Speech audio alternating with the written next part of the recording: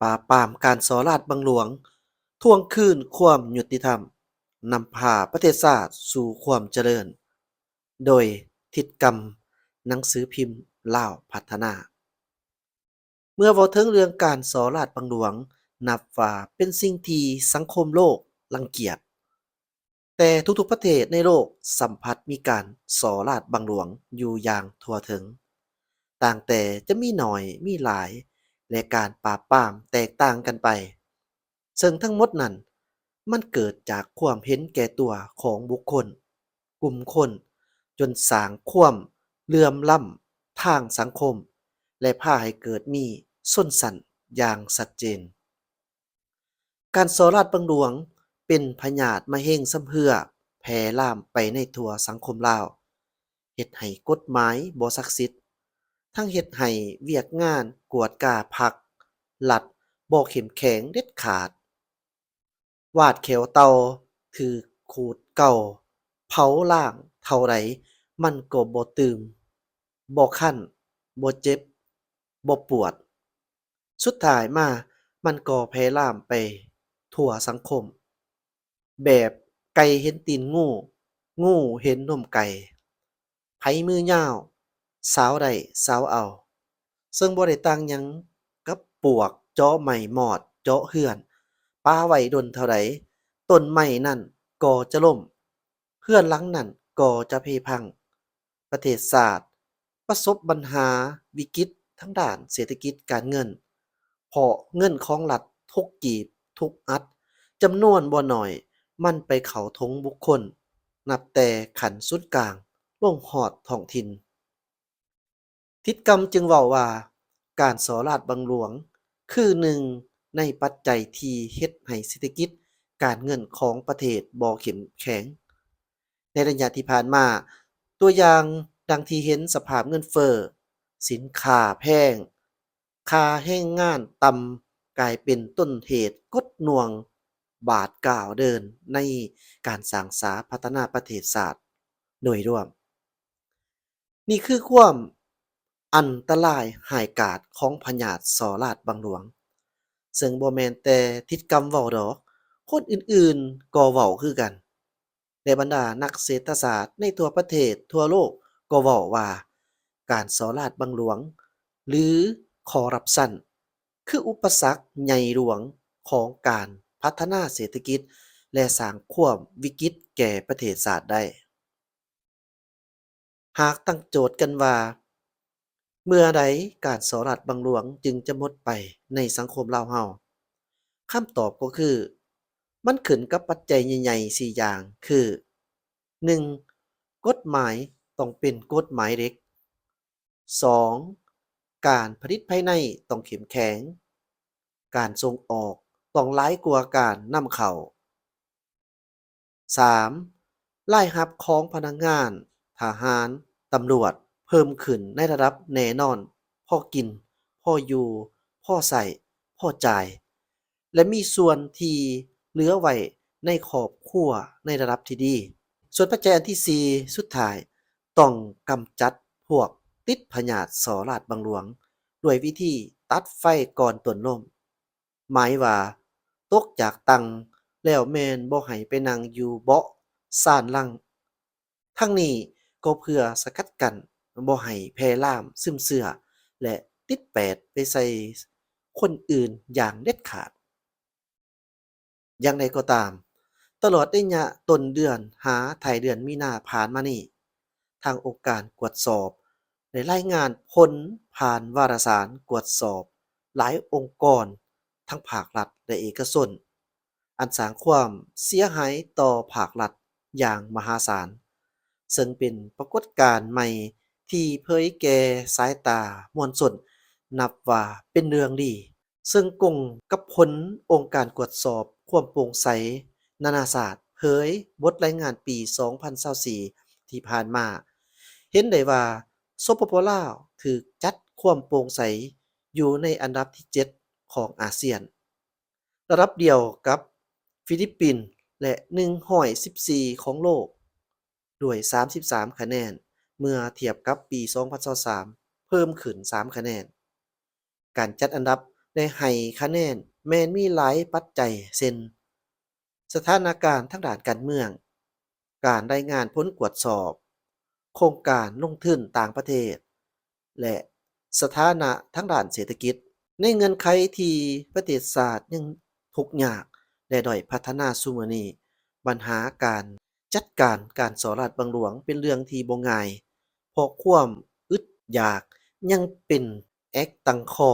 ปรากฏการณ์ย่อท้อต่างๆยอมเกิดขึ้นโดยเฉพาะปุ้นจี้ขี่ลักงัดแงะยาเสพติด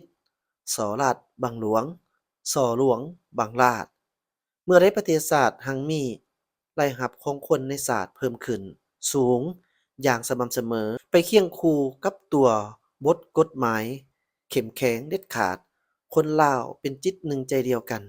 พร้อมกันเป็นเจ้าการบุกทะลุสร้างสาพัฒนาประเทศชาติให้นับมือเจริญรุ่งเรืองทั้งด้านวัตถุและจิตใจสิ่งย่อท้อต่างๆยอมหมดไปจากสังคมลาวอย่างแน่นอน เจ้านี้ถือว่าเป็นข้อมูลจากทางทิศกรรมหนังสือพิมพ์ลาวพัฒนาต้องขอขอบใจหลายๆและขออนุญาตนำบทความมาเผยแพร่ให้กับสังคมได้รับรู้นอกจากนั้นการสอราชบังหลวงนี่แม่นหยัง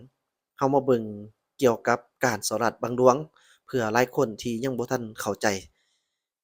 สำหรับการสอราชบังหลวงก็คือการใช้ตำแหน่งและอำนาจเพื่อให้ได้มาซึ่งรายรับ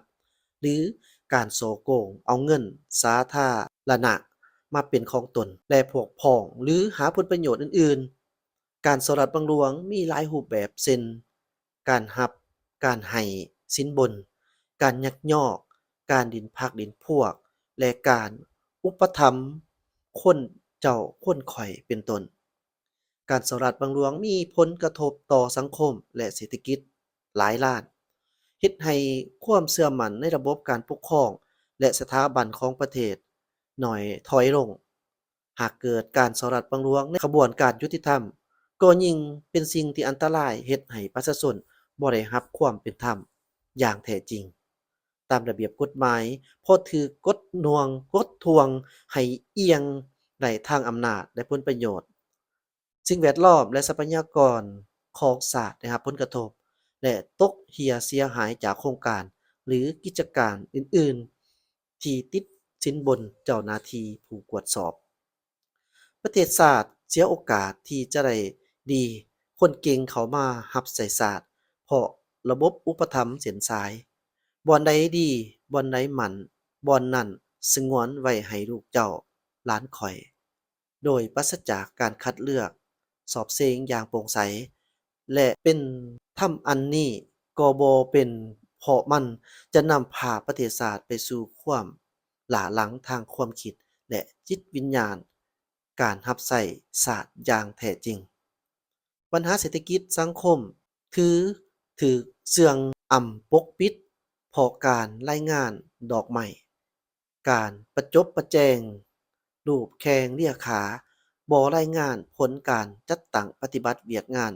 โดยความเป็นจริงภาวะวิสัยเพื่อให้ได้ผลงานจากความจอมปลอมนั่นแม่นนอแหนงของมะเร็งหายที่พ่วมก่อตัวแต่ถูกปกปิดให้แพร่ลาม เกินกว่าจะปิ่นปัวได้ นอกนั้นแล้วยังมีการสอรัดบังหลวงของภาคธุรกิจคือการให้สินบนเพื่อให้ได้รับสัญญาโควตาการอนุญาตหรือผลประโยชน์อื่นๆ การบ่ปฏิบัติกฎหมายเพื่อลดต้นทุนหลีกเลี่ยงข้อกำหนดกฎหมายเพื่อเพิ่มกำไร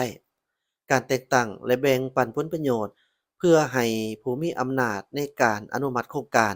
หรือสัญญาได้ส่วนแบ่งและกายพัวพันใกล้ชิดระหว่างผู้มีอำนาจกับผู้บริหารธุรกิจนั้นการสอรัฐบังหลวงในภาคธุรกิจส่งผลกระทบต่อการเติบใหญ่ทางด้านเศรษฐกิจได้หลายสองทางเช่นภาครัฐเก็บรายรับได้น้อยลงเฮ็ดให้การใช้จ่ายในภาครัฐขาดเสถียรภาพแรงจูงใจในการเฮ็ดธุรกิจของนักลงทุน ลดลงเพราะการแข่งขันที่บ่เป็นธรรมทั้งยังเฮ็ดให้การพัฒนาวิจัยและนวัตกรรมลดน้อยถอยลงตามๆกันไป ประเทศที่มี GDP ต่อหัวคนที่สูง มักเป็นประเทศที่มีการสอรัฐบังหลวงต่ำและลดผ่อนปัญหาการสอรัฐบังหลวงเป็นเงื่อนไขสำคัญให้แก่การพัฒนาไปสู่ประเทศที่มีรายได้สูง แนวทางที่ดีที่สุดสำหรับการแก้ไขปัญหาการสอราษฎร์บังหลวงอาจขึ้นอยู่กับสถานการณ์และสภาพของแต่ละประเทศแต่โดยทั่วไปจะมีหลักการดังนี้ 1. ส่งเสริมกฎหมายและการบังคับใช้อย่างเข้มงวดเพื่อให้ผู้กระทำผิดผู้ทำการสอราษฎร์บังหลวงถูกลงโทษอย่างเหมาะสมและบ่ให้มีผู้ใดเปรียบจากการใช้อำนาจอย่างเหมาะสม 2. เพิ่มความโปร่งใสในการจัดตั้งปฏิบัติเวียกงานของภาครัฐเพื่อให้ประชาชนได้เห็นข้อมูลและขบวนการต่างๆที่เกี่ยวข้องกับการบริหารและการจัดสรรทรัพยากรมนุษย์ของชาติ 3. ส่งเสริมการมีส่วนร่วมของปวงชนเพื่อให้เกิดการมีส่วนร่วมในการติดสินบนที่ติดพันกับผลประโยชน์ของเขาเจ้าและมีสิทธิ์ติดตามกวดสอบการจัดตั้งปฏิบัติเวียกงานดังกล่าว 4. สร้างวัฒนธรรมแนวคิดการบ่ยอมรับการสอรัฐบังหลวงเพื่อให้ประชาชนบ่ถือเอาการสอรัฐบังหลวงเป็นเรื่องปกติหรือจำเป็น แต่ถือว่าเป็นสิ่งที่ต้องห้ามและผิดกฎหมายร้ายแรง 5. พัฒนาการศึกษาเพื่อให้ประชาชนได้เรียนรู้ถึงผลกระทบและวิธีการต่อต้านการสอรัฐบังหลวงพร้อมทั้งพัฒนาความสามารถและคุณภาพให้เหมาะสมกับตำแหน่งหน้าที่รับผิดชอบของผู้ให้บริการสังคมของภาครัฐ การต่อต้านการสอรัฐบังหลวงเป็นหน้าที่ของทุกๆฝ่ายในสังคมเพื่อสร้างความโปร่งใสและความยุติธรรมนำพาประเทศชาติสู่การพัฒนาเจริญก้าวหน้าทัดเทียมชาติอื่นข้อมูลโดยอิสระ